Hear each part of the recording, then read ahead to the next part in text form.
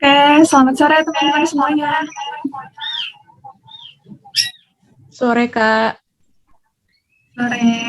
Boleh mungkin untuk awalan di on cam dulu yuk semuanya. Coba ini ada Kak Desi Fatmawati, Kak Holifah, Kak Natasha, Kak Selin, Kak Elvira, Salsabila. Kak Ika lagi di mobil nih. Mau kemana, Kak? Oh iya, nggak apa-apa. Kak Inar, Kak Langgeng, Kak Fitri, dan Kak Aini. Oke. Oke, halo semuanya. Oke, masih ada yang belum? Kak Ulum juga ikutan lah, Kak Ulum.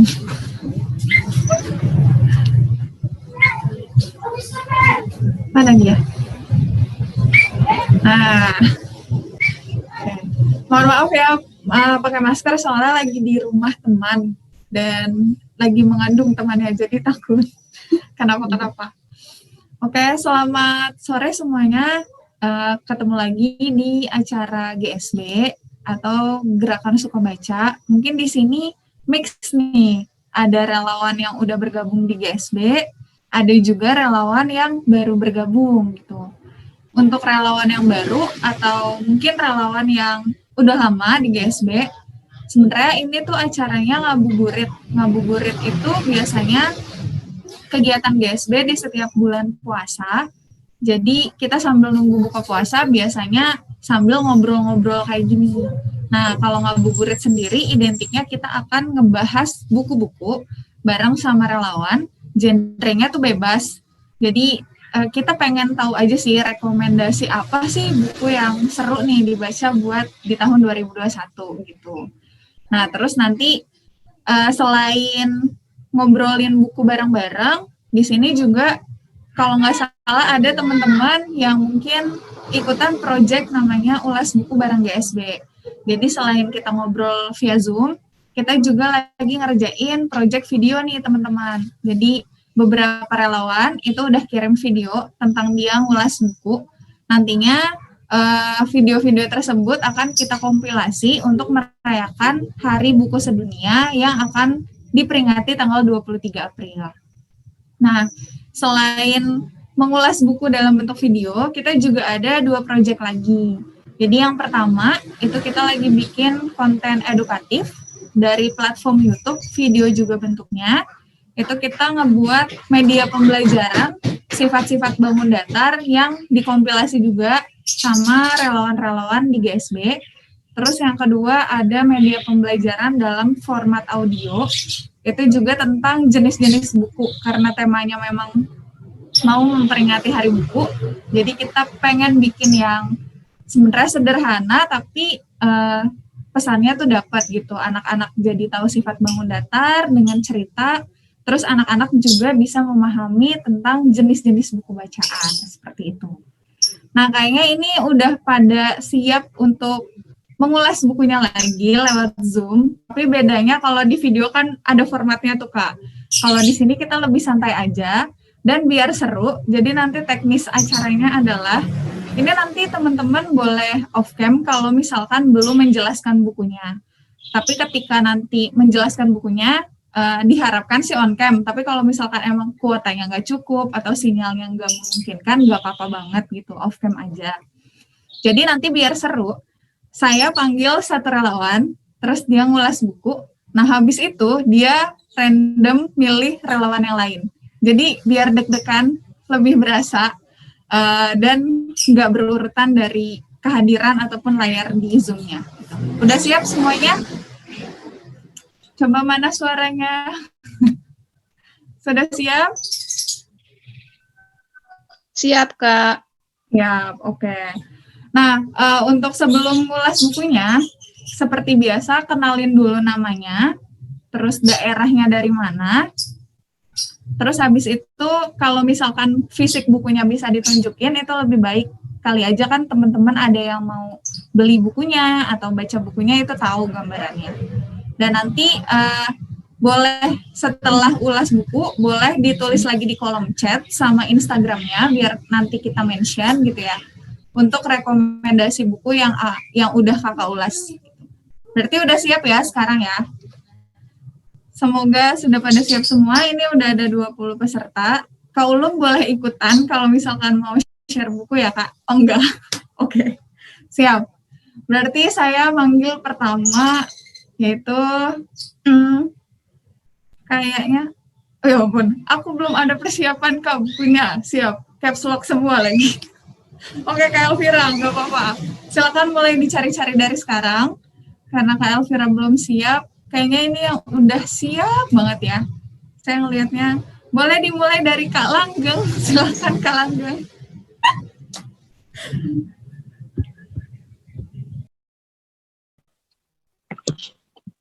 Oke, ini perkenalan dulu kan? Atau langsung? Perkenalan dulu Kak, nama, domisilinya, terus mungkin ya kalau yang di sini teman-teman udah jadi relawan GSB, boleh dikenalin aja relawan GSB divisi apa, atau relawan GSB pernah ikut aktivitas apa. Silakan. Oke, kenalin, namaku Langgeng Riandita. Langgeng Riandita, domisili di Trenggalek, Jawa Timur. Dan aku juga salah satu relawan di GSB, divisi monitoring, dan juga divisi pengajar. Double divisinya. Oke, double divisinya. Sekarang mau ngulas buku apa nih Kak Langgeng? Oh, mau ngulas ini. Kelihatan nggak ya? Kelihatan nggak teman-teman? Coba aku. Bentar-bentar. Ini. Nah, oke, kelihatan. Apa nih ya judulnya? Merasa pintar, bodoh saja tak punya.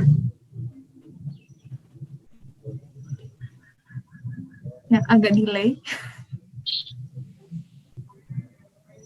Oke. Ini judulnya Ya, jadi buku ini langsung lah. Aku guru. Silakan Kak Langgeng, boleh dilanjut.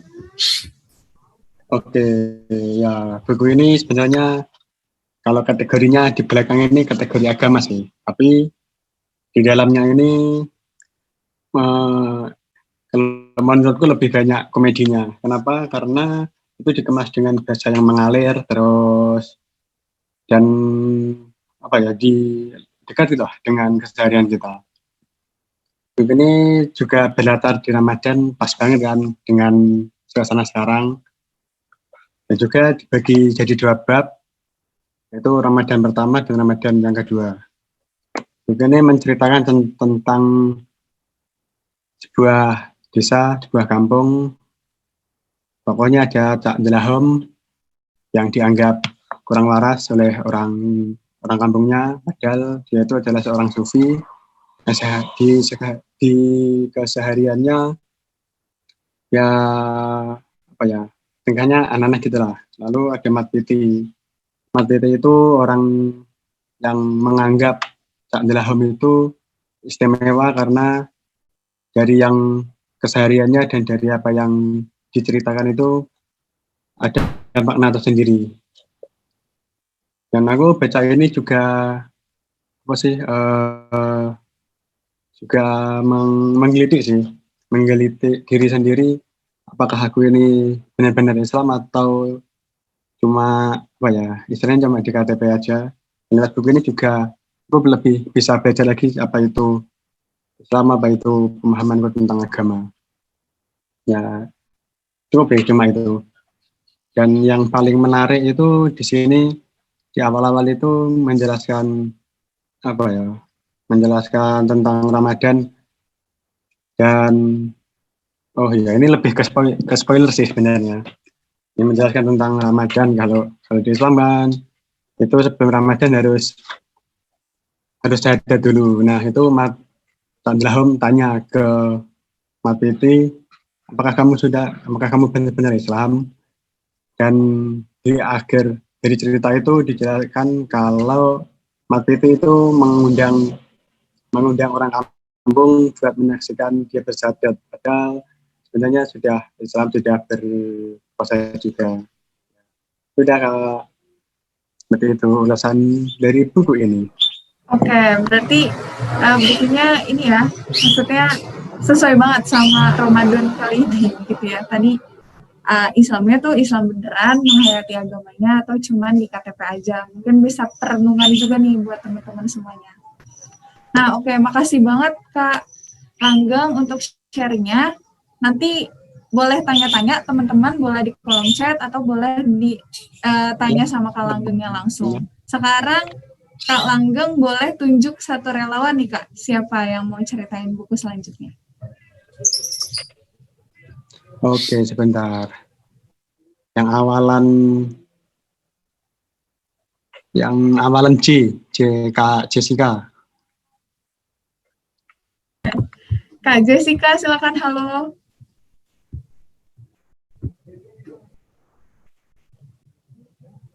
Halo Kak. Halo. Oke. Silakan Kak Jessica, boleh perkenalan dulu, lalu langsung aja ulas bukunya apa. Oke, selamat sore semuanya. Perkenalkan, nama aku Jessica Nadasha Fitri, bisa dipanggil Jessica. Aku domisilinya di Jember, Jawa Timur. Dan untuk buku yang mau aku ulas pada kesempatan kali ini adalah buku judulnya Designing Your Life, punya kayak gini. Jadi ini bukunya ditulis sama dua orang, Bill Burnett sama Dave Evans.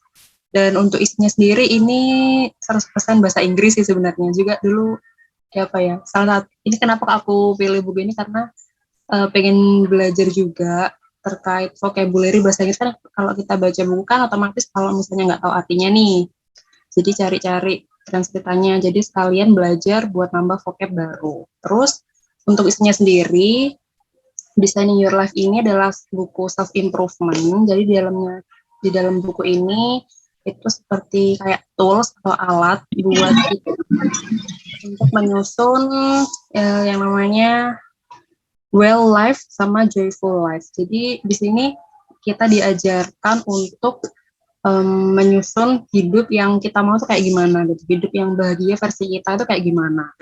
Jadi di dalam buku ini juga bilang kalau misalkan kita sekarang ada di usia berapapun, entah itu 20, 40, ataupun usia berapapun, kalau misalnya merasa kok aku udah hidup sejauh ini tapi kok masih merasa ada yang kurang ya, atau misalkan ada kayak sesuatu yang bikin kurang bahagia, nah itu boleh loh kita meriset dan menyusun ulang hidup kita, mendesain ulang hidup kita melalui tools-tools yang diajarin di buku ini gitu.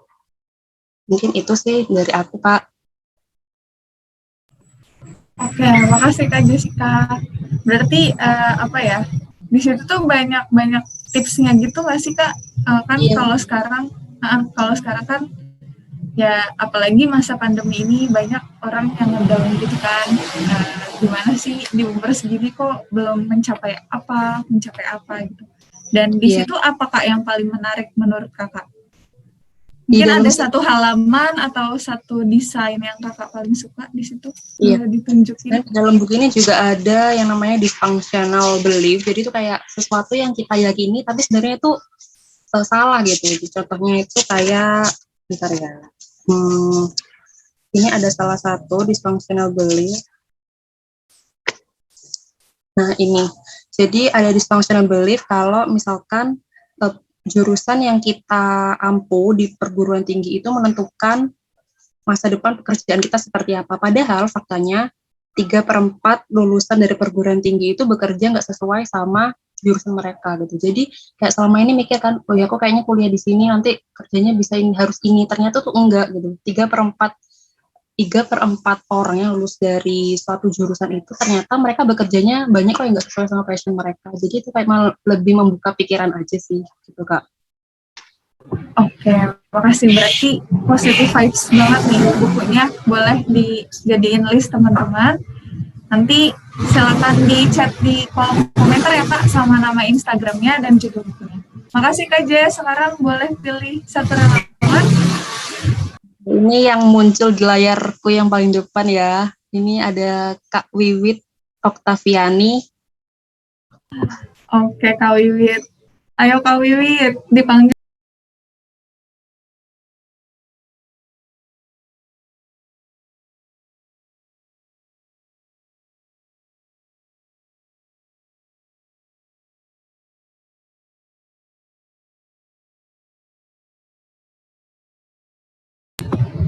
Halo Kak Wiwit, dipanggil sama Kak Jess.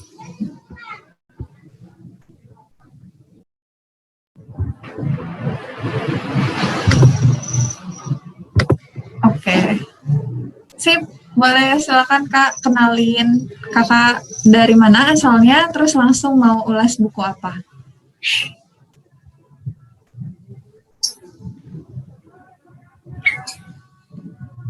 Suaranya nggak ada. Teman-teman bisa dengar suara Kak Wiwit? Nggak ada, Kak. Dengar. Oh iya, baik. Oh ya, Halo. udah. Oh iya, baik. Perkenalkan, nama saya Wiwit Oktaviani, berasal dari Semarang. Kali ini saya akan mengulas dasar-dasar penyiaran, karya Hidajanto Jamal dan Andi Fahrudin. Buku ini tuh berisi tentang penyiaran, baik di Indonesia maupun di dunia, yang terdiri dari 14 bab pembahasan, mulai dari sejarah dan perkembangan penyiaran, pengertian dan ruang lingkup penyiaran, penyiaran dan teori komunikasi, organisasi media penyiaran, proses penyiaran, program siaran, kamera dan mikrofon, alat rekam dan media penyiaran, alat rekam dan media penyimpanan, OB-FAN, regulasi penyiaran, sistem stasiun berjaringan, televisi layar lebar, dan yang terakhir itu tentang penyiaran televisi digital, Kak.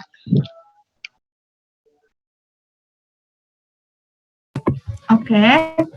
Yang paling menarik apa nih Kak? Mungkin bisa, jadi itu bukunya semacam buku-buku teori atau gimana Kak? Ya Kak, ini bukunya tentang teori-teori gitu. Oh, teori-teori gitu. Berarti emang suka banget ya Kak sama buku-buku. Tapi kalau misalkan penyiaran itu sebenarnya kan kalau aku tahunya nih penyiaran radio aja nih Kak sama media televisi. Ada nggak sih sisi lain yang dibahas di buku situ Kak?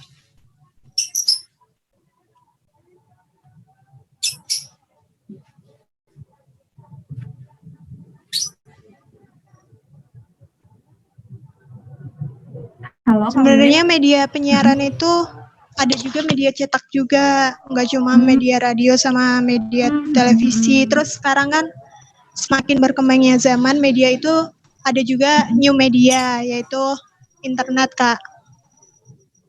Ya. Oh, jadi emang dibahas semuanya ya, ya, Kak, di buku situ dari ya? Perkembangan dari zaman dahulu sampai saat ini. Dan sekarang kan televisi juga bertransformasi menjadi televisi digital. Yang nanti televisi analog itu akan resmi diberhentikan itu pada tanggal 2 November 2022. Jadi semua TV itu akan berganti menjadi TV digital, Kak. Ya, berarti nggak bisa nonton Ikatan Cinta lagi dong, Kak? Atau bisa beralih ke YouTube mungkin ya? Bisa, Kak, tapi TV-nya gitu ya. Udah di program versi digital gitu. Oh, oke, siap. Makasih banyak ya Kak Wiwit. Nanti aku juga pengen nyari lah yang tentang penyiaran. Berarti emang mengadaptasi perkembangan teknologi sekarang juga ya? Iya, Kak. Oke, silakan Kak Wiwit. Nanti boleh kolom di chatnya, chat di kolom komentar. Terus sekarang pilih satu relawan lagi.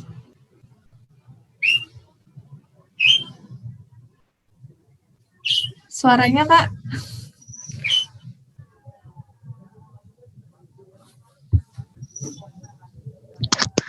Sebentar, Kak.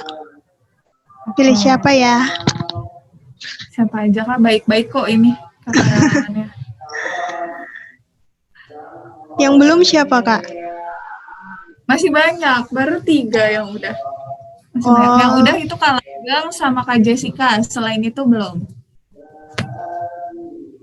Pilih siapa ya? Pilih Kak Elvira deh. Oke, silakan Kak Elvira. Kenapa? Nggak jadi, udah nggak apa-apa.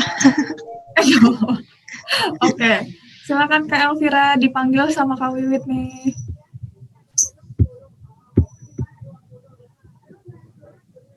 Bentar katanya. Oh belum nyiapin bukunya. Oke. Sip, tadi sambil nunggu Kak Elvira nyiapin bukunya, boleh yang udah share bukunya ditulis lagi di kolom komentar nama buku sama Instagramnya buat referensi teman-teman relawan yang lain juga. Oke, Kak Elvira udah siap? Bentar, aku bingung. Oke, karena Kak Elvira bingung, udah nggak bingung. Kalau buku pelajaran Ya. gimana? Terakhir aku baca buku itu soalnya aku bingung. Gak apa-apa Kak, gak apa-apa. Aku Gak bingung. apa-apa kok, buku pelajaran. Iya, gak apa-apa. Nangis loh nanti dia. Gak apa-apa, silakan. Ayo. Share. Jadi buku yang mungkin buku terakhir yang aku baca itu ada buku ini. Gimana sih? Gak kelihatan ya? Sabar. Gimana ya? Kelihatan. Jadi judulnya itu At a Glance, Anatomi dan Fisiologi. Itu penerbitnya Erlangga, yang nulis Ian Pitt sama Muralitara Nair. Nah, jadi di buku itu tuh isinya tentang anatomi fisiologi manusia gitu, semua pelajaran kayak teori, terus bagaimana organ tubuh kita bekerja, terus di dalam tubuh kita tuh ada organ apa aja sih, terus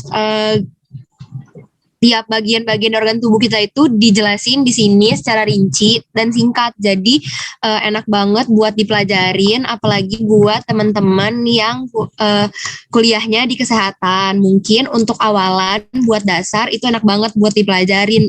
Pasti yang kesehatan pasti mempelajarinya anatomi fisiologi manusia dulu. Nah, mungkin itu bisa jadi referensi buat teman-teman yang kuliah di kesehatan gitu. Kalau boleh tahu emang Kak Elvira kuliahnya jurusan apa nih Kak? Aku jurusan farmasi.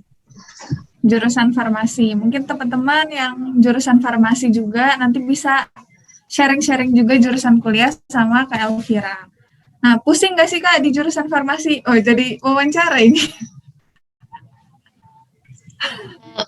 Belum tahu sih, aku baru semester awal, jadi belum kelihatan semuanya. Aku baru semester 2. Oh, baru semester 2. Oke, berarti semoga lancar terus kuliahnya dan semakin banyak buku-buku kuliah yang dibaca untuk di-sharing sama teman-teman GSB. Oke, sekarang Kak Elvira boleh pilih satu orang. Silakan, siapa? Kak Ulum boleh lah, kayaknya buku-bukunya Kak Ulum bagus-bagus deh. Tuh, Kak Ulum. Gimana Kak Elvira manggil Kak Ulum? Halo, Kak Ulum. Banyak banget tuh, udah tinggal pilih aja. Ya, Kak Ulum jadi harus terpaksa ngobrolin buku ya. Dari Kak Elvira nih request-nya. Oke. Mana sih?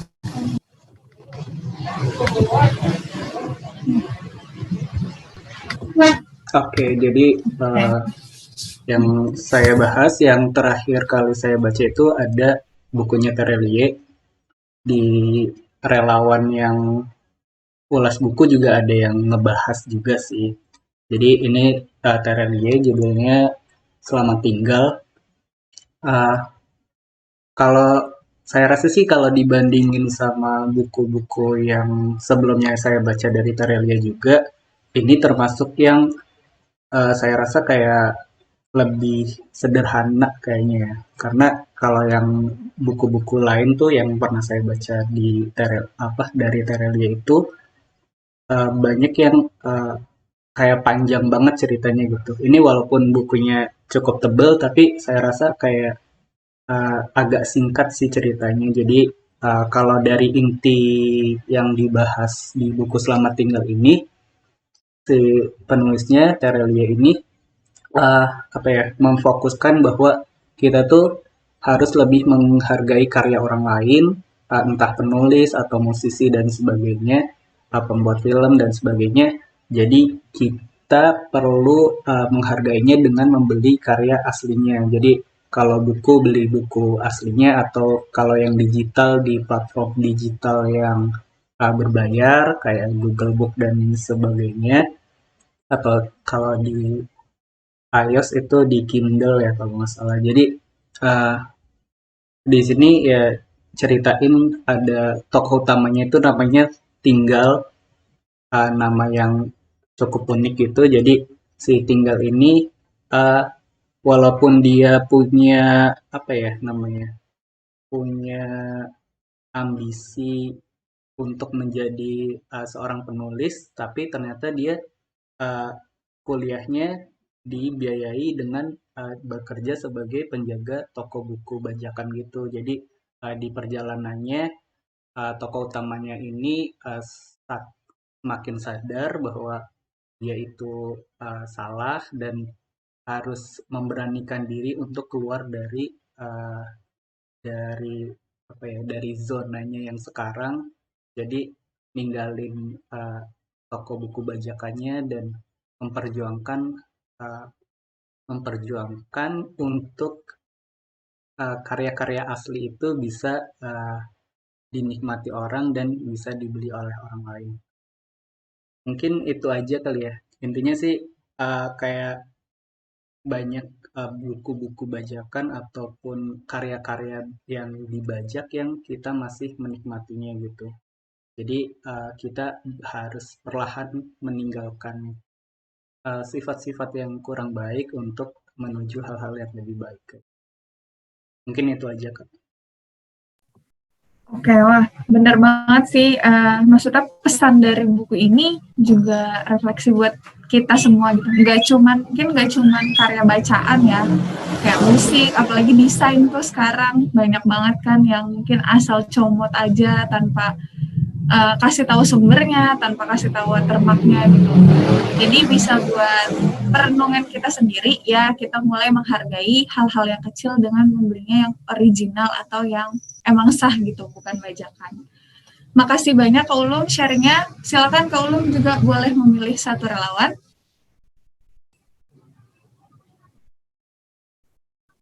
Kak Natasha, oke. Silakan Kak Natasha, dipanggil Kak Ulum. Oke, sore semuanya. Sebelumnya mohon maaf ya aku nggak bisa buka kamera karena sinyalnya kurang stabil. Gak apa-apa, siap. Aku Natasha dari Bandung. Di GSB ini aku jadi relawan juga, relawan monitoring sama pengajar. Sore ini aku ada rekomendasi buku Filosofi Teras yang ditulis sama Kak Henry Manampiring. Nah, buku ini tuh menceritakan tentang filosofi Stoicism, salah satu aliran filsafat gitu. Sebenarnya awalnya aku baca buku ini tuh karena kepo aja sih. Aku pengen belajar tentang filosofi, cuman filosofi kan kehitungnya satu pelajaran yang berat. Dan aku masih anak SMA, jadi nyari satu bacaan tentang filosofi yang gampang buat dimengerti. Nah, terus aku nemu buku ini. Dan ya ternyata pas udah aku baca, buku ini gampang banget dimengerti karena bahasa yang dia pakai itu bahasa, mungkin bahasa yang kita sering pakai, dan dia ngasih contohnya juga contoh yang dekat sama kehidupan kita gitu. Dan dari sini aku jadi belajar juga sih tentang si Stoicism ini, dan udah aku terapin juga beberapa, karena si filosofi Stoicism ini tuh, dia tuh menganut kita tuh hidup ada dua hal yang bisa pokoknya ada satu hal yang kita bisa kontrol dan satu hal lagi yang nggak bisa kita kontrol. Lebih baik kita fokus ke hal yang bisa kita kontrol aja. Kayak misalnya pandemi ini ada, kita kan nggak bisa kontrol pandemi ini datang atau perginya. Lebih baik kita fokus ke diri kita. Misalnya di masa pandemi ini ternyata aku bisa mengembangkan diri aku bisa lebih dekat sama keluarga, daripada kita menyesali pandemi yang kayaknya nggak selesai-selesai. Lebih baik kita fokus ke diri kita, gimana kita menanggapi suatu peristiwa. Karena si filosofi ini percaya kalau suatu peristiwa ini itu sebenarnya netral-netral aja. Yang bikin satu peristiwa negatif atau baik, itu dari pikiran kita gitu. Gitu sih, Kak. Oke, makasih karena sebelumnya Filosofi Teras tuh kalau nggak salah kita pernah ngobrolin buku, tapi secara offline Kak. Waktu sebelum pandemi itu tuh di Taman Lembah Gurame. Itu kita ngebahas benar-benar si filosofi teras, benar banget sih. Jadi banyak banget insight positif yang didapat. Kalau Kak Natasha ada nggak satu kutipan mungkin yang paling favorit dari buku itu? Satu kutipan. Kutipan atau ya Oh. Kalimat lah yang wah ini kayak gue banget ini Kak. Dari Epictetus, it is not things that trouble us, but our judgment about things. Kayak yang tadi udah aku jelasin sih, kalau misalkan satu kejadian tuh sebenarnya netral-netral aja, yang bikin satu kejadian baik atau buruk, itu karena persepsi dari manusianya. Oke, siap. Makasih Kanat. Sekarang giliran Kanat, pilih satu relawan lagi untuk ulas bukunya. Kak Selin. Kak Selin Anastasia. Halo Kak Selin. Halo Kak, tapi ini kalau aku nggak on cam nggak apa-apa kan ya? Nggak boleh sih Kak. Nggak apa-apa. Iya. Silakan Kak, boleh perkenalan terus langsung ulas bukunya apa? Oke. Perkenalkan semuanya, nama aku Selin, berasal dari Bogor. Di sini aku juga relawan GSB, mau ngulas novel judulnya Cewek dari KS Diki Nasih. Jadi ini genrenya mungkin lebih ringan gitu, tentang fiksi remaja ya. Jadi menceritakan ada 6 tokoh utamanya, kayak ada 3 cewek dan 3 cowok.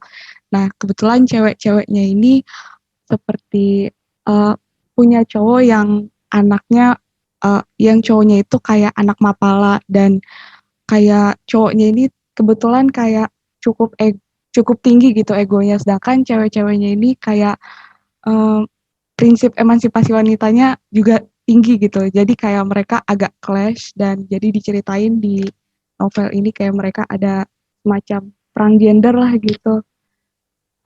Menurut aku sih ini novelnya lumayan seru dan ringan, dan gaya bahasa KS Diki Nasih juga mungkin kalau banyak orang tahu kayak ringan gitu dan kocak. Jadi menurut aku apalagi buat pemula, jadi lumayan cocok sih untuk dibaca begitu Kak, kurang lebih. Oke, berarti ini kayak novel remaja cocok ya Kak, anak remaja kayak SMA gitu-gitu baca masih bisa ya? Iya Kak, aku lumayan setuju sih.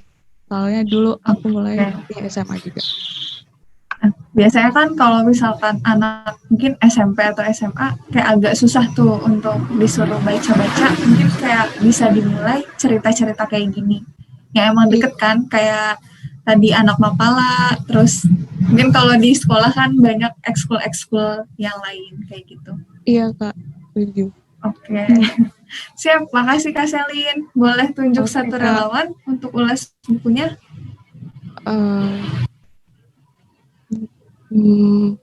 Mungkin Kak Neta udah belum ya Kak? Belum, Kak Neta Belinda. Ya. Ya. Belum. Halo Kak Neta, dipanggil Kak Selin. Halo Kak, izin off cam ya Kak? Iya boleh, nanti semuanya oke nih. Gak apa-apa. Oke, silakan boleh perkenalan dulu, terus langsung ulas bukunya apa. Oke. Halo, aku Neta Belinda dari Pemalang. Di sini mau mengulas novel yang berjudul Ranah Tiga Warna. Merupakan novel kedua dari karya Ahmad Fuadi. Novel pertamanya itu yang berjudul Negeri Lima Menara. Jadi ini saling bersambungan gitu.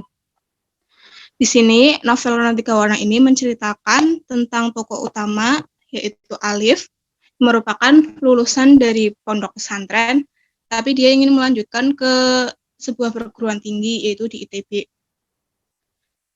Banyak banget orang-orang yang meremehkan Alif ini karena kan lulusan dari pondok pesantren, jadi kan kayak dianggap remeh gitulah, nggak mampu masuk ke perguruan tinggi. Tapi di sini Alif membuktikan bahwa dengan kerja keras itu dia mampu bisa menggapai impiannya itu bersekolah di ITB seperti sekolahnya itu Pak Habibie. Tapi takdirnya itu Alif itu nggak keterima di ITB, tapi keterimanya di Unpad. Dari novel ini itu banyak banget pesan-pesan yang terurai di novel ini, seperti kutipan-kutipan saat Alif ini masih mondok di pesantren. Terus lanjutannya itu ketika dia ini mengikuti pokoknya ke luar negeri gitu, lewat sebuah forum gitu. Dia akhirnya bisa ke luar negeri, yang tepatnya ke Saint Ramon kalau nggak salah, ke Amerika. Di sana juga belajar banyak hal banget, belajar kayak sebuah magang gitu sih, Kak. Dari novel ini itu ada sebuah mantra yang diajarkan, tapi bukan mantra yang gimana-gimana. Yang ini yang aku ambil dari novel ini itu 3 mantra. Yang pertama, manjada wajada, siapa yang bersungguh-sungguh akan sukses. Mansabaro safiro, siapa yang bersabar akan beruntung. Dan mansaro ala darbi wasola, siapa yang berjalan di jalannya akan sampai ke tujuan. Terus ada kutipan yang menurutku ini bagus sih. Ini namanya jurus 2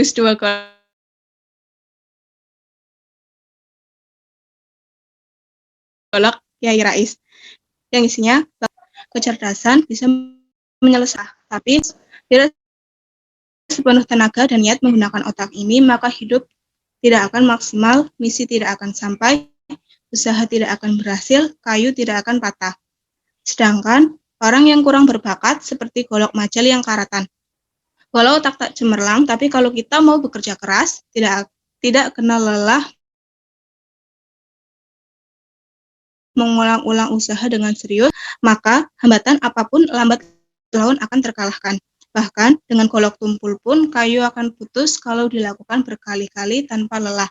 Otak yang biasa-biasa saja selalu bisa diperkuat dengan ilmu dan pengalaman. Usaha yang sungguh-sungguh dan sabar akan mengalahkan usaha yang biasa-biasa saja. Kombinasi sungguh-sungguh dan sabar adalah keberhasilan. Kombinasi manjada wajada dan mansobaro zafiro adalah kesuksesan.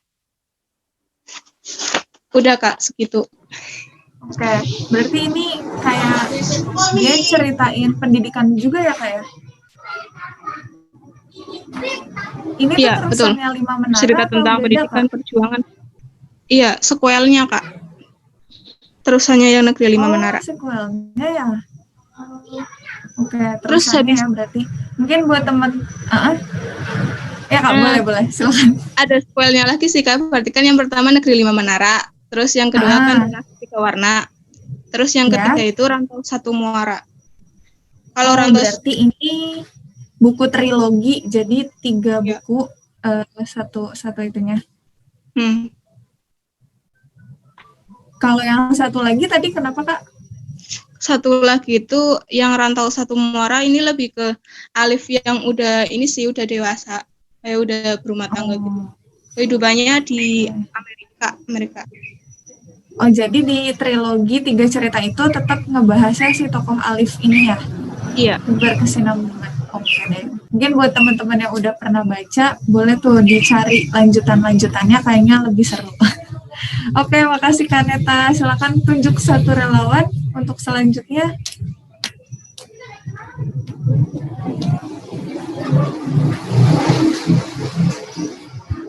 Halo, Kak Neta.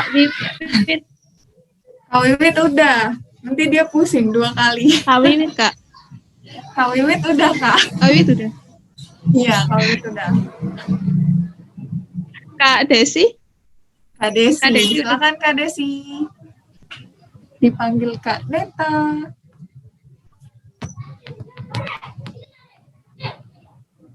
Halo, Kak Desi.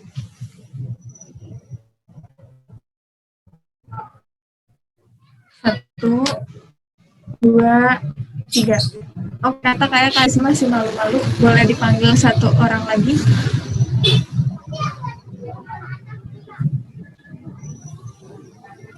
Kak siapa? Kak Anissa? Masih ada.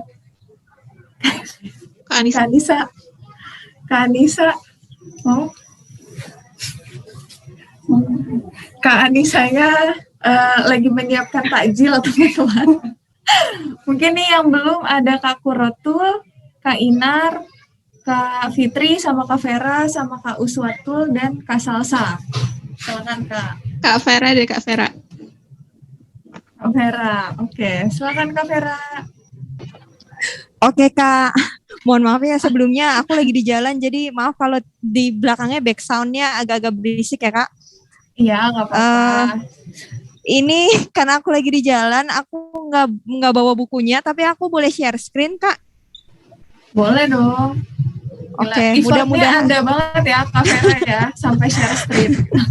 mudah-mudahan bisa ya Kak, karena ini baru pertama kali aku share screen dari handphone. Oke. Apakah sudah muncul? Udah Kak. Yep. Yang on top. Oke, sip. Iya, aku mau sharing satu buku yang berimpact banget sih buat. Oh ya, perkenalan dulu ya, maaf loh, aku langsung nyerocos. Nah, Oke, semuanya. Oke, halo teman-teman, nama aku Vera Yulia. Kalian bisa panggil aku Vera. Aku kebetulan relawan juga di GSB sebagai talent konten edukatif sama monitoring siswa. Di sini aku mau share buku yang memberikan dampak sangat nyata dalam hidup aku, yaitu bukunya Yang On Top, yang updated. Ini ditulis sama foundernya Yang On Top sendiri, yaitu Kak Billy Boon. Nah, kenapa aku bilang buku ini berdampak banget? Karena di buku ini berisi tentang 40. Kalau aku lihat dari ini sebenarnya kelihatannya kayak buku berat ya. Maksudnya buku yang wah ngomongin kunci sukses nih, kayaknya tuh untuk orang-orang kantoran atau apa, tapi menurut aku enggak sih. Ini bisa jadi bacaan anak SMA, mahasiswa sih khususnya sebenarnya. Karena Mas Billy sendiri kayak menceritakan sejarahnya dia mendirikan Yang On Top. Beliau yang tadinya seorang yang sukses banget gitu ya, memutuskan untuk melepas jabatannya, pekerjaannya, segala fasilitasnya demi untuk membuat Yang On Top ini, yaitu komunitas ini kan, komunitas yang bergerak di bidang kepemudaan gitu.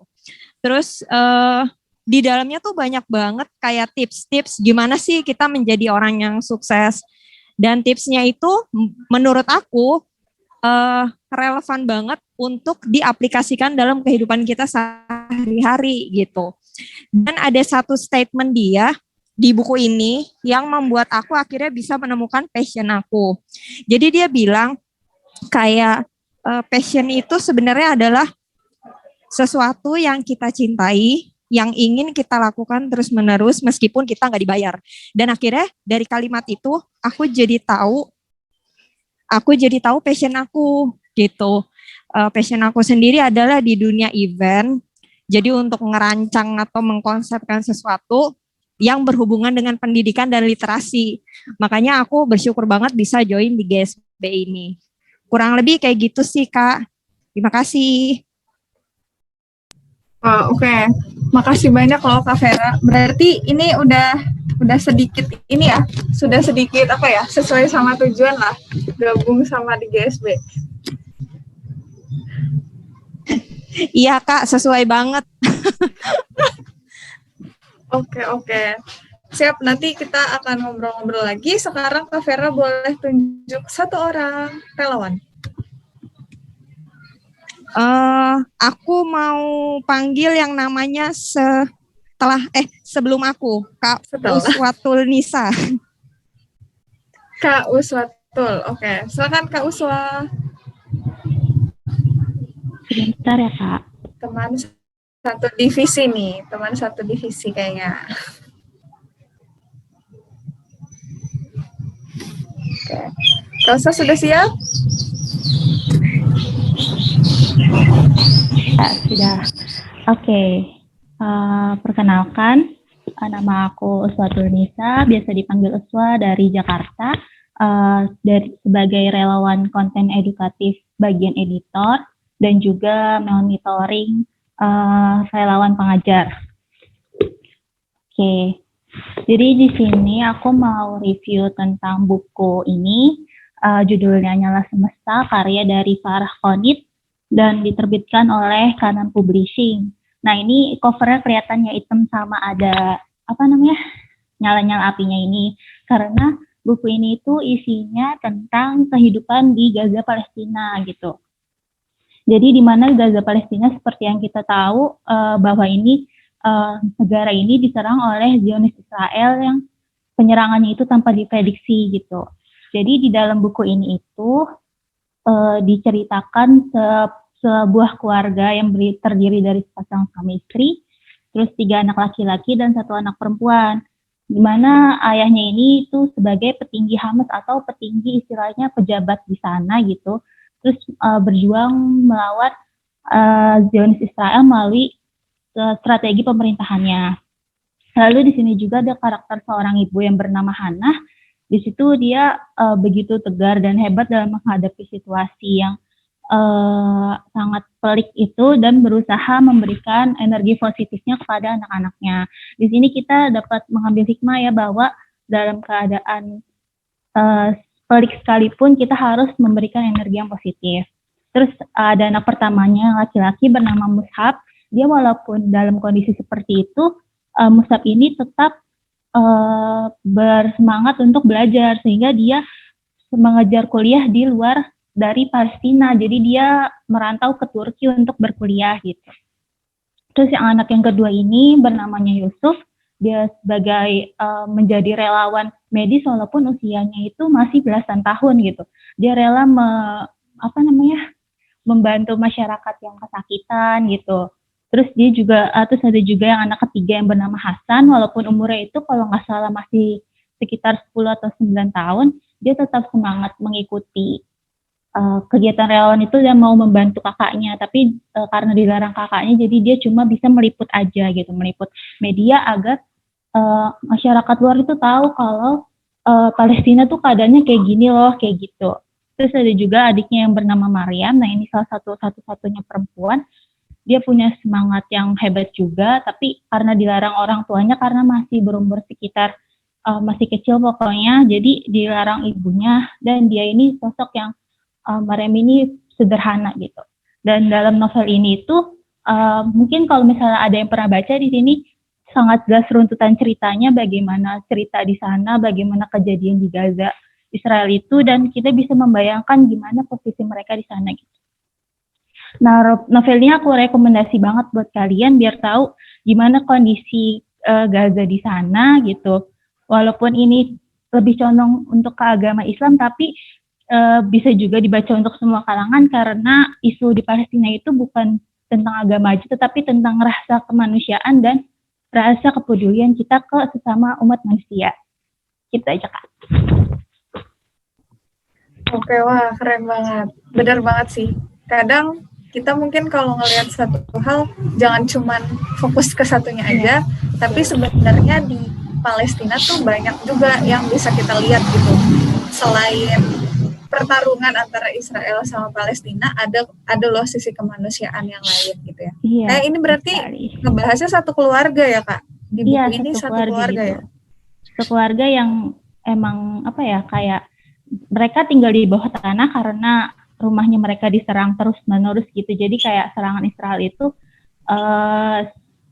terjadi secara tidak terprediksi gitu. Jadi ya tentang keluarga ini dan juga tentang teman-temannya Mus'ab di Turki gitu. Jadi bagaimana kehidupan Mus'ab di Turki, Mus'ab dipengaruhi oleh Zionis Israel yang menyamar sebagai teman-temannya kayak gitu, Kak.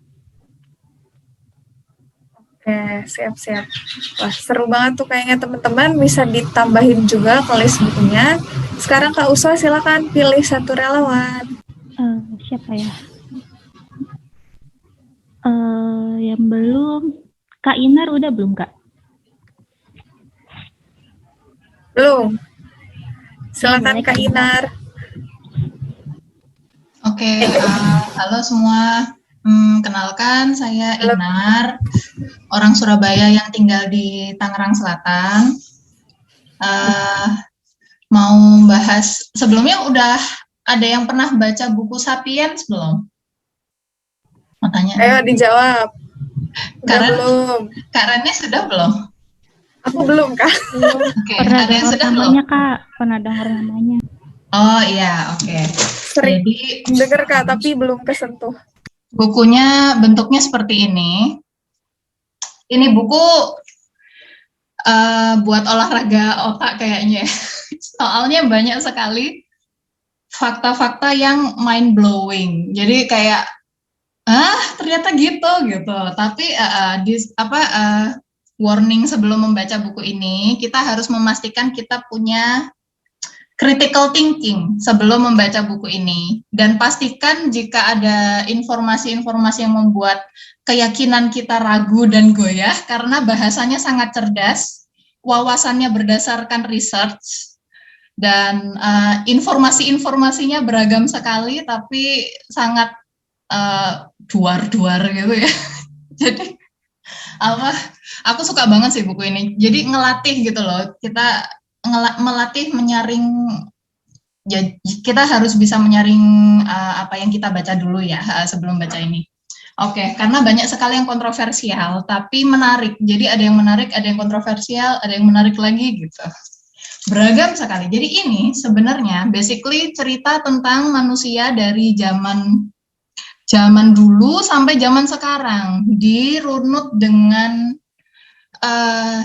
bahasa yang sangat menarik dan argumen-argumen yang berdasarkan research. Jadi kita juga mau meragukan juga agak bingung. Jadi makanya itu harus critical thinking. Jadi diceritakan manusia dari zaman purba, zaman kerajaan, sampai zaman revolusi agriculture, kapitalisme juga ada di sini, VOC yang jajah Indonesia juga ada di sini. Kayak semua sih, kerajaan Roman, gender gitu, wanita, tentang banyak banget sih. Tapi ya itu. Nah, dari buku ini aku jadi karena buku ini sulit untuk dirangkum, banyak sekali poin-poin yang menarik. Aku mau highlight tiga hal yang aku suka aja. Yang menarik sih buat aku. Jadi di buku ini membahas tentang yang namanya imagine order.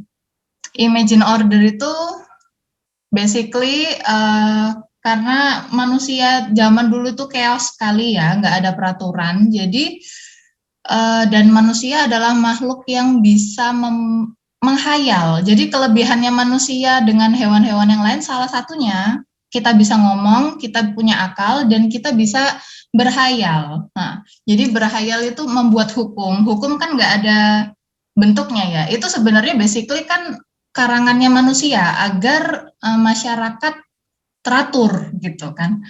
Hal-hal seperti itulah, hukum, negara, perusahaan, kayak gitu semua kan sebenarnya buatannya manusia gitu. Jadi ada yang namanya imagine order di buku. Di buku ini diberitahu berkali-kali. Salah satunya, jadi gini, contoh, zaman dahulu di kerajaan Mesopotamia itu area Iran, Irak, Syria, itu kerajaan Mesopotamia, ada raja namanya Hammurabi. Nah, di kerajaannya dia memisahkan warganya menjadi 3 kasta.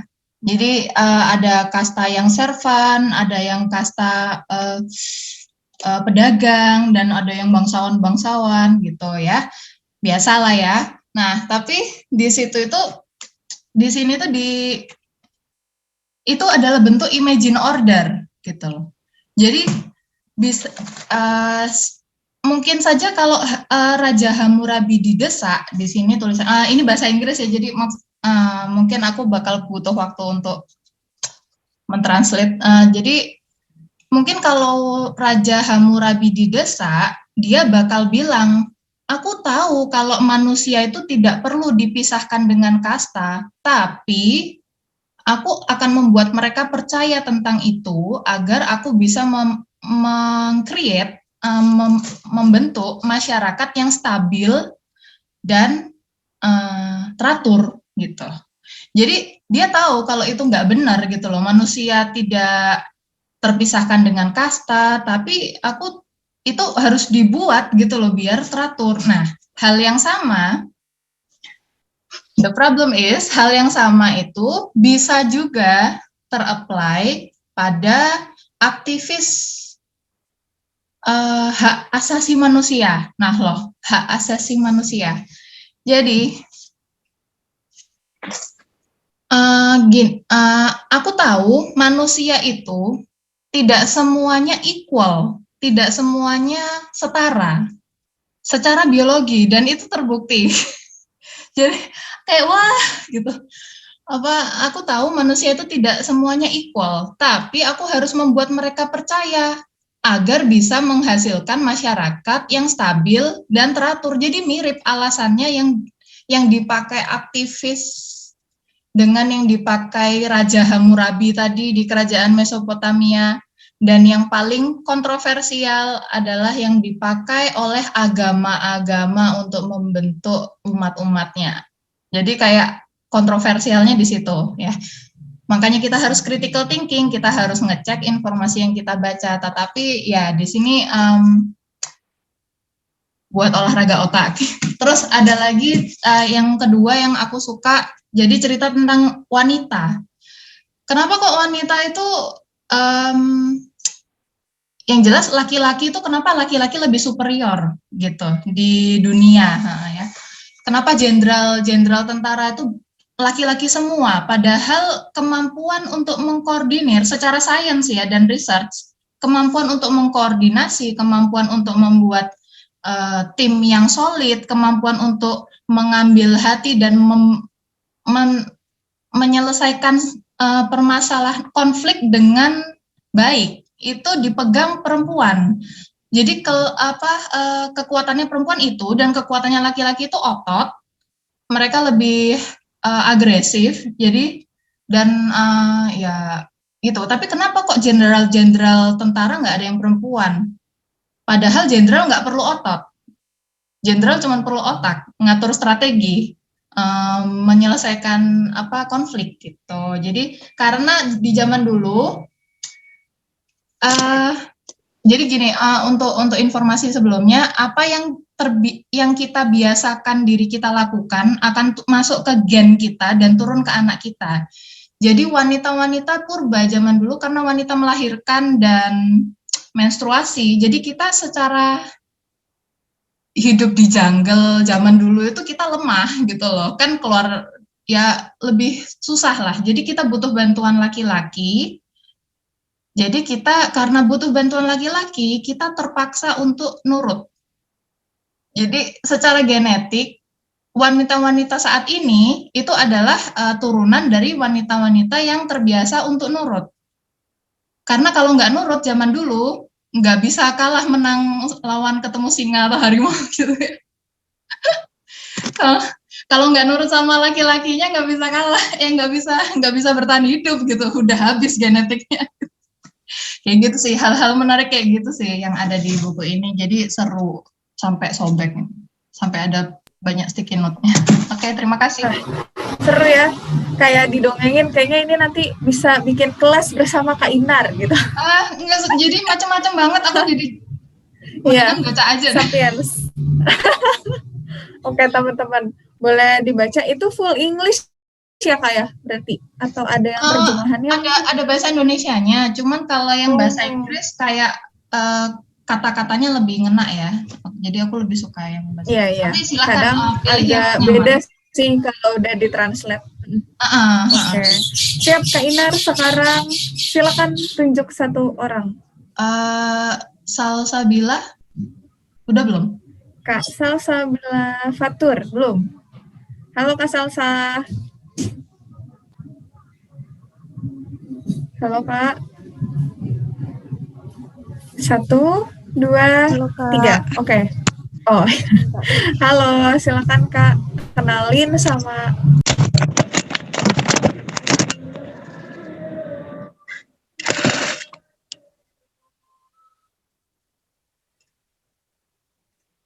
Halo Kak, kenalin namaku Salsabila Fatur Rizky. Dari Mojokerto, Jawa Timur. Di GSB aku jadi relawan di divisi pengajar. Untuk kali ini aku mau cerita soal novelnya Terelie yang judulnya Tentang Kamu. Tapi aku nggak punya bukunya karena kebetulan waktu aku baca itu pinjam di perpustakaan sekolah. Jadi buku Tentang Kamu itu isinya tentang perjalanan dari seorang tokoh yang bernama Zaman. Dia itu pengacara di sebuah kayak tempat kerjanya pengacara itu, aku lupa apa ya namanya. Pokoknya yang advokat atau apa itu di Amerika. Jadi dia ditugaskan untuk mengurus harta warisan seorang wanita yang bernama Sri Ningsih. Sri Ningsih ini wanita asal Indonesia, tapi sejak usia 20-an itu udah merantau ke Inggris. Dan dia meninggal di sebuah panti jompo di Inggris. Nah, Zaman ini diminta untuk mengurus warisannya. Dan Sri Ningsih ini nggak secara gamblang menyebutkan warisannya ini diberikan ke siapa-siapa. Jadi, untuk itu Zaman ini berbekal catatan dari buku harian Sri Ningsih, dia pergi nih mencari siapa ahli warisnya Sri Ningsih. Dari perjalanannya itu dimulai dari Pulau Bungin, di mana itu tempat kelahirannya Sri Ningsih. Kemudian dia menjelajah, pokoknya mengikuti alur hidupnya Sri Ningsih dari orang-orang yang pernah dekat sama Sri Ningsih semasa hidup. Dan akhirnya Zaman ini bisa menemukan orang-orang yang diwarisi hartanya sama Sri Ningsih beserta surat wasiatnya Sri Ningsih. Udah gitu, Kak. Oke, Kak Salsa. Berarti ini tadi, kalau tadi sebelumnya kan Kak Ulum juga bahas Terelie. Nah, ini juga bahas Terelie. Tadi judulnya apa, Kak? Tentang Kamu ya? Iya, Kak. Yang ini bukan sih covernya sepatu, gambar sepatu ya? Iya benar, yang covernya sepatu. Iya, oke. Siap-siap, makasih. Nanti boleh di-share juga judulnya sama Instagram Kakak. Saya juga udah baca katanya Kak Ulum. Berarti ini sama-sama penggemar Terelie, silakan boleh sharing-sharing nanti. Kak Salsa boleh dipilih nih, tinggal Kak Desi, Kak Puratul, sama Kak Fitri Aulia yang belum. Mau siapa? Puratul, Kak. Kak Puratul, oke. Kayaknya ini bakal bahas buku Terelie juga. Silakan Kak Puratul. Oke, maaf ya Kak, sebelumnya saya nggak on cam soalnya sinyalnya nggak stabil. Ya, nggak apa-apa kok. Halo semuanya, kenalin nama aku Puratul Aini. Aku orang Bengkulu tapi domisilinya di Solo. Aku juga relawan di GSB, relawan monitoring siswa. Nah, aku pengen bahas bukunya Terelie, ya benar Terelie, judulnya Selamat Tinggal. Tadi udah dibahas juga sama Kak Ulum. Tapi aku mau nambahin aja kali ya. Tadi kan Kak Ulum juga udah bahas banyak dan lumayan detail juga. Kalau dari buku Selamat Tinggal ini, kalau aku nangkepnya itu ada 3 menurut aku poin penting yang menariknya. Yang pertama itu dia ngangkat tentang isu pembajakannya kan, bahwa selama ini tuh kita secara nggak sadar tuh mendukung sama ini kan. Soalnya aku sebagai mahasiswa juga sering pakai e-book bajakan buat belajar di kampus. Nah, tapi tetap malah membenarkan, padahal itu nggak boleh karena bisa efeknya lumayan besar juga, apalagi pembajakan ini nih dilakukannya bukan 1 atau 2 orang, tapi bisa secara akumulatif ribuan atau bahkan jutaan orang melakukan hal yang sama, ya lumayan berefek besar sama penulisnya juga kan. Nah, selanjutnya tuh yang poin kedua tentang politik juga kan.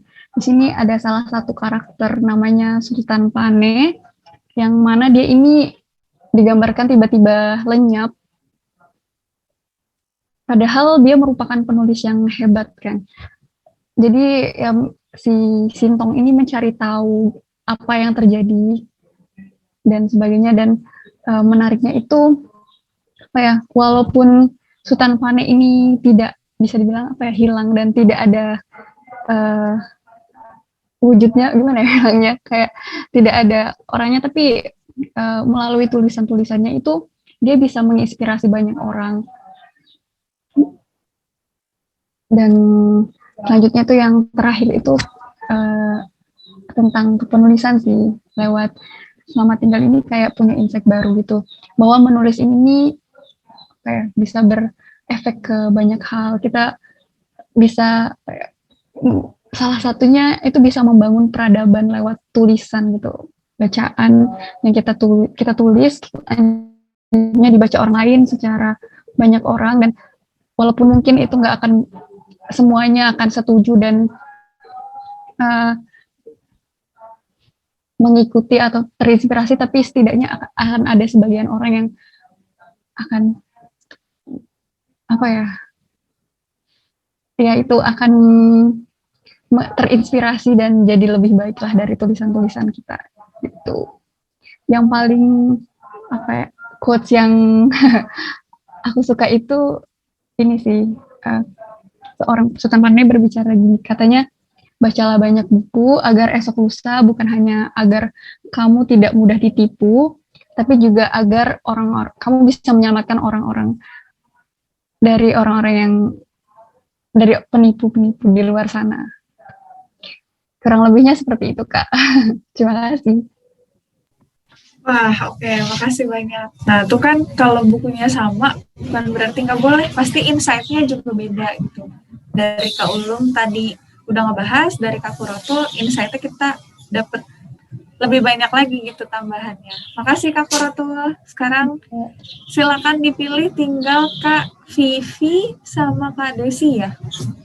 Oh, ini ada Kak Diandra juga. Silakan, karena ini mungkin waktunya terbatas, boleh satu orang lagi aja kali ya terakhir. Oh, yang nggak dapet kayak beruntung nih. Kak Vivi, Kak. Vivi, silakan Kak Vivi. Dipanggil sama Kak Kuroto.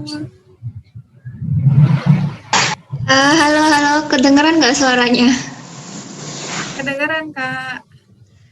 Maaf ya, nggak bisa on cam. Ya, nggak apa-apa. Jadi di sini, ini nggak apa-apa review buku yang udah di review di relawan itu kan ya? Nggak apa-apa kok, nggak apa-apa. Atau harus buku yang berbeda? Nggak apa-apa Kak. Silakan, nggak apa-apa kok kalau udah diceritain terus diceritain lagi. Ya, jadi buku yang aku review itu judulnya Red Queen, karyanya Victoria Aveyard. Ini buku fantasi, dan resiko kalau baca buku ini berarti harus beli buku kedua, ketiga, dan keempatnya, karena endingnya selalu menggantung dan bikin penasaran. Buku ini sebenarnya banyak yang apa ya, kayak mengkritikin juga atau kayak ngejelekin buku ini karena emang jalan ceritanya mirip banget sama The Hunger Games. Dan kayak banyak yang ngira tuh kalau misalnya penulisnya itu memaksakan cerita ini tuh bakal jadi the next The Hunger Games kayak gitu. Tapi aku pribadi ngerasa nggak kayak gitu sih. Meskipun ada beberapa bagian dari cerita di buku ini yang memang mirip atau mungkin terinspirasi dari The Hunger Games itu sendiri, tapi tetap aja ceritanya itu unik dan banyak kejutan-kejutannya gitu dalamnya. Buku ini tuh temanya itu distopia, jadi banyak banget permasalahan sosial di situ yang menurut aku mirip dengan masalah sosial yang ada di kehidupan nyata kayak gitu. Cuman dikemas dalam bentuk fantasi. Yang aku kurang sreg dari buku ini itu tokoh utamanya itu dikelilingi sama cowok-cowok yang keren gitu lah. Intinya cowok-cowok yang keren dan paling ganteng di buku ini tuh semuanya suka sama si tokoh utama ini. Dan menurut aku tuh kayak malesin banget gitu kalau kayak gitu. Karena udah banyak kan cerita-cerita, terutama yang genrenya romance, pasti ya gitulah. Si tokoh utama itu selalu dikelilingi oleh banyak laki-laki yang didamba-dambakan oleh banyak perempuan gitu kan. Cuman aku masih tetap ingin membacanya karena si tokoh utama ini tuh dikarakterkan sebagai cewek yang brengsek, egois, keras kepala, pokoknya nyebelin banget orangnya. Dan kita bacanya juga kayak sambil emosi juga gitu. Tapi gimana ya? Kisahnya, ceritanya tuh konfliknya bagus, tapi kebanyakan tindakan-tindakan yang diambil sama tokoh utama itu selalu melibatkan perasaannya dengan cowok-cowok yang terlibat di dalam kehidupan dia gitu. Jadi kesannya kayak mau dramatis, tapi dramatisnya tuh kebangetan gitu. Jadi kesel tapi juga seru, banyak kejutannya, dan endingnya pun tiap buku, baik buku pertama, kedua, ketiga, itu endingnya tuh selalu bikin pembacanya itu penuh dengan tanda tanya gitu. Karena selalu ada pertanyaan-pertanyaan yang nggak sempat dijawab, tapi langsung diputus sama penulisnya. Jadi mau nggak mau harus baca buku selanjutnya biar hasrat pengen tahu itu bisa terpuaskan. Itu aja sih dari aku. Berarti itu triknya bagus ya untuk kita jadi baca buku lagi gitu kan Kak Vivi. Meskipun tadi monoton kayak FTV mungkin ya, satu tokoh cewek terus disukain banyak orang. Sip, makasih, seru banget Kak Vivi ceritanya. Aku jadi ikutan kesel beneran. Oke. Siap, karena ini waktunya juga udah mau menjelang maghrib gitu, sebenarnya masih ada 2. Tadi Kak Desi sih sebenarnya udah dipanggil, cuman nggak ada suaranya. Jadi mungkin kita bisa lagi buat event di selanjutnya. Sebelum kita tutup acaranya, seperti biasa, 1 kalimat untuk hari ini. Saya akan tanya cepat ya ke semua relawan. Dimulai dari Kak Kurotul. 1 kata untuk hari ini. 1 kalimat untuk hari ini. Luar biasa. Luar biasa. Oke. Luar biasa. Kak Jessica.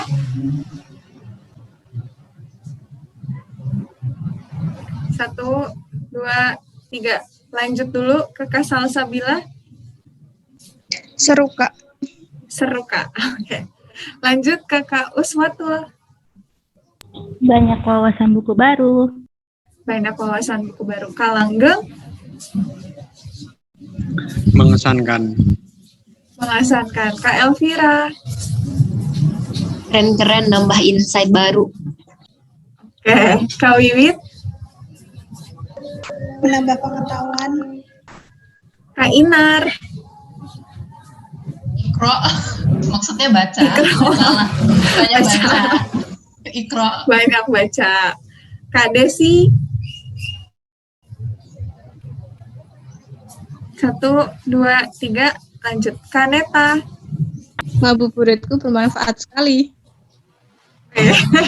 Kak Natasha. Mengisi waktu dengan kegiatan produktif. Oke. Kak Fitri Aulia.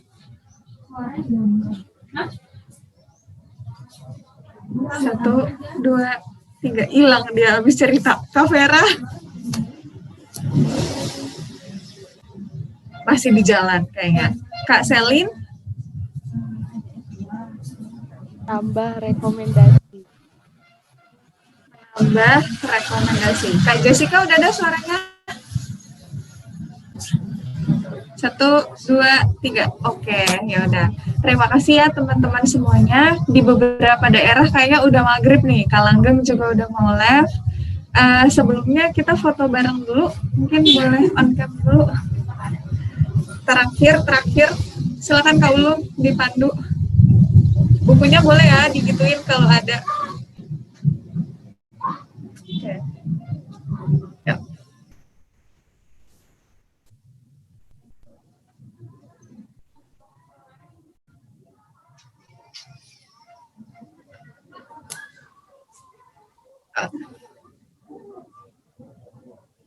Oke. Siap. Terima kasih teman-teman. Selamat berbuka puasa dan semoga puasanya lancar. Sampai ketemu lagi di kegiatan selanjutnya. Dadah. Terima kasih, Kak. Ya, assalamualaikum. Salam.